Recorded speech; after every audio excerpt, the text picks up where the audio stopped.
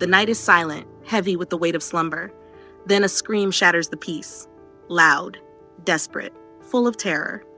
The villagers jolt awake, ears straining, eyes wide. The cry comes again from the elder's hut.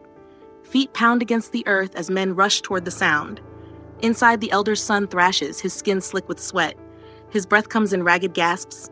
His eyes dart wildly, seeing things no one else can. He clutches his chest, his voice shaking. A shadow! A shadow was here! Confused murmurs rise among the onlookers. A shadow? Someone steps forward, demanding more. The boy swallows hard, his face twisted with fear. It whispered strange words. It was here. I swear it was here. The elder kneels beside his son, pressing a hand to his burning forehead. The boy jerks away, limbs trembling. Dawn breaks, but the fear lingers. The boy lies still, his body stiff, his lips parted, but no words come. His breath is shallow, his skin pale. The healer is called. Herbs are burned, but nothing changes. Outside, the whispers begin. A curse, they say. A dark force at work. The elder's son is not the first to be struck down. A group of young men gather, uneasy. They glance at one another before one finally speaks. Our underwear, it keeps disappearing. Nervous chuckles ripple through the group, but the laughter fades quickly. First, it had been one or two missing pieces. Then more. Each time someone would joke about mischievous spirits or playful children. But now there is sickness. One by one, heads turn toward the same figure. She sits on her doorstep, her old hands resting in her lap. Wrinkled skin, hollow eyes, a slow, knowing smirk. Mama Rono. She does not speak, she does not move, she simply watches. The village breathes tradition. Every morning begins with prayers to the ancestors. Every evening ends with stories of spirits and warnings of unseen dangers. Here, nothing is random. Every omen, every misfortune carries a deeper meaning. The people live by these beliefs, cautious of curses, mindful of the spirits that watch. On the farthest edge of the village, where the trees grow thick and the paths turn narrow, a lone hut stands apart. Its owner, Mama Rono, lingers in the shadows, a widow, an outcast. The stories about her are endless, how she speaks to the wind, how she knows things no one else should. They say no man who wrongs her walks away untouched. The missing underwear? A foolish prank, the villagers had said, boys playing tricks, a thief with strange desires. But now fear creeps into their voices. The elder's son remains unmoving, his lips dry, his body lifeless. And then another man falls, and another, and another. 3 more lie in their huts, their eyes vacant, their bodies hot with fever. Their families weep. Healers shake their heads. Something unnatural is at work. The village gathers in the clearing. The chief's voice cuts through the whispers. This sickness, it is not ordinary. A murmur ripples through the crowd. Some nod. Others shift uneasily. We must understand what is happening before it is too late. The people speak. Some blame wandering spirits. Others mutter about an angered ancestor. A few glance toward the far end of the village, but no one dares say her name. Sela watches. She listens. Where others see only fear, she looks for patterns. The victims, young, strong men. Their illness, sudden, unexplained. And then the strange thefts. A quiet realization grips her. Every man who fell ill had lost something first. She turns, eyes scanning the crowd. Not everyone is afraid. One figure watches, expression unreadable. Mama Rono does not speak, she does not shift, she only smirks. The village is restless. Fear lingers in every whispered conversation, in every uneasy glance toward the elder's hut. Sela moves through the narrow paths, her ears open, her mind racing. She visits the families of the sick men, listening to their stories.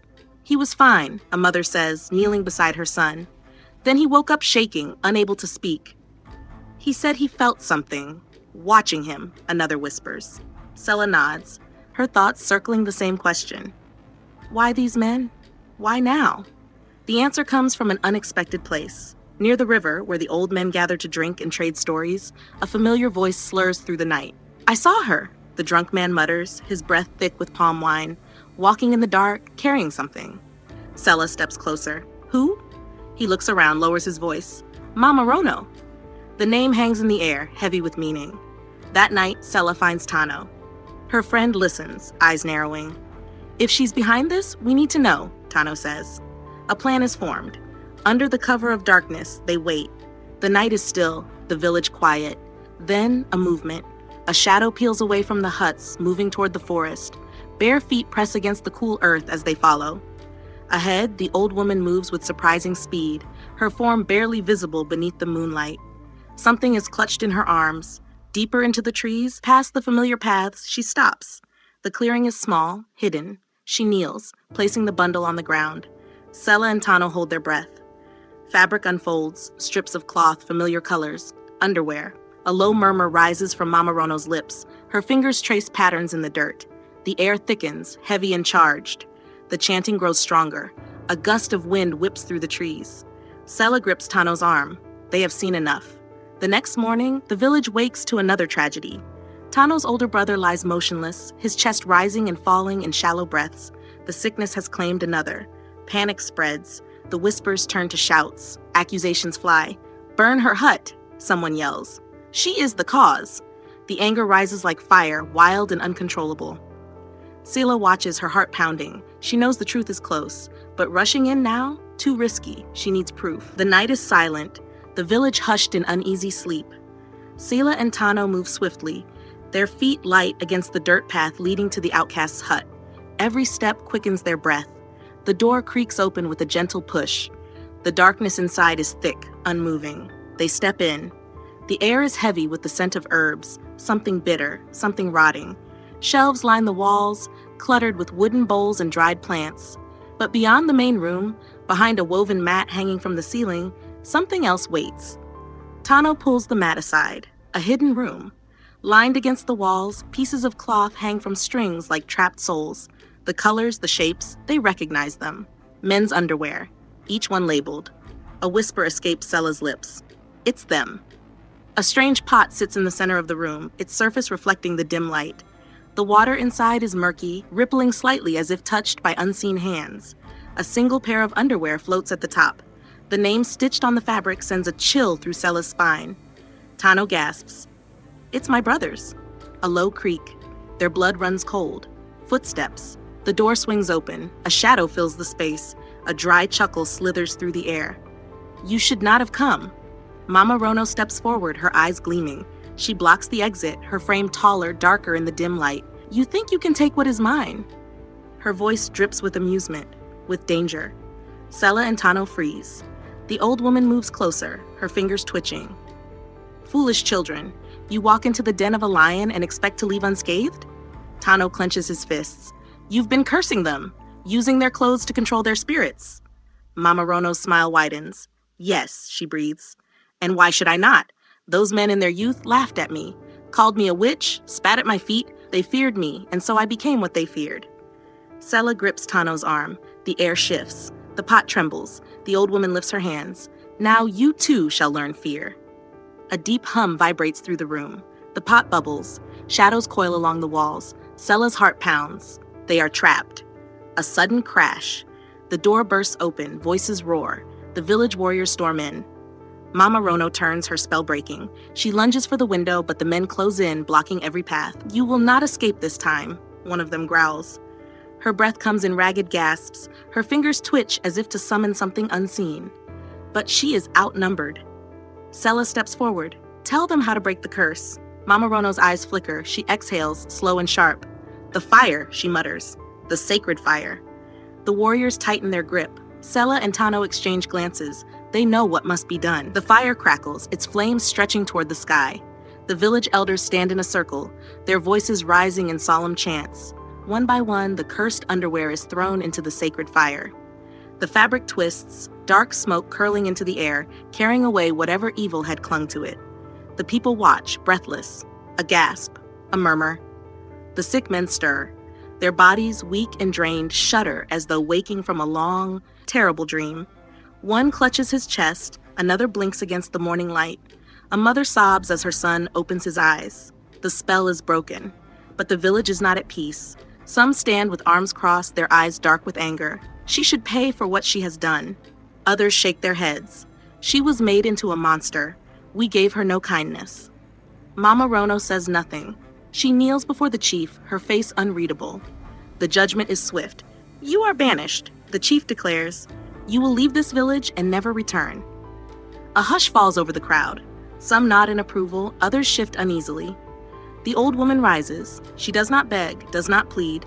She turns toward the trees, toward the deep forest where no one dares to go. With slow, measured steps, she disappears into the shadows, swallowed by the place where forgotten souls go to fade. But Sela watches her go, her heart heavy. The village rejoices, her name spoken with admiration. Women praise her bravery, children look at her with wide, awed eyes. And yet, in the quiet moments, she hears the whispers. She remembers the eerie glow of the cursed pot, the power in Mama Rono's voice. She wonders, how many others like her walk unnoticed? How many hold grudges that twist into something dark? The village returns to its ways, the fear of the past buried but not forgotten. Sela, too, moves on. But some nights, when the wind howls through the trees, she listens. And she wonders if someone is listening back. Vengeance has a cost. Mama Rono's pain had been real, her wounds deep. The whispers, the laughter, the isolation, they had stripped her of dignity, leaving her with nothing but bitterness. In the end, she had become exactly what they accused her of being. But her revenge had not healed her. It had only spread more suffering. The villagers look at one another, unease settling over them like a shadow. The sick men recover, but they are not the same. Fear lingers in their eyes. The village may have banished Mama Rono, but the memory of what she did will never truly leave. And then comes the thought none dare to speak. Who was truly to blame? Long ago, it was they who cast her aside. They mocked her, feared her, whispered curses into existence before she ever spoke one herself. They had sown the seed of a monster, and now they had reaped the storm. The elders gather the children, their voices low and solemn. Remember this tale, they say. A cruel heart can shape the very darkness it fears. From that day forward, the village changes. The outcast, the forgotten, the lonely, none are left to wither in silence. A kind word is given where once there was scorn.